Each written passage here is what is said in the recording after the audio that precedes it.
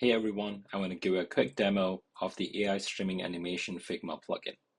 I've gone ahead and triggered the plugin, which you can do so from the plugins dropdown. The plugin itself has three different animations you can export, one similar to ChatGPT, one for Perplexity, and one for Claude. You can also switch between light and dark modes. It's preview only, except for ChatGPT, where we do export it with the white dot. For others, it will respect the text color of the layer you pick. To get started, I'm going to pick this layer to which I want to apply the animation, select ChatGPT, and click on Export Animation. This will give me a layer that I can go ahead and put in the existing frames where I want this animation to work.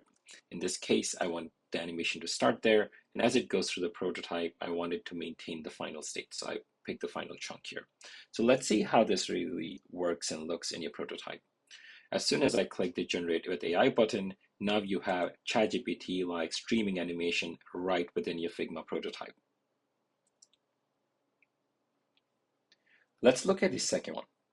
For here, Perplexity, this is the final state we really want. So in this case, similar to previous one, I'll go ahead and select the text, select Perplexity, and export the animation.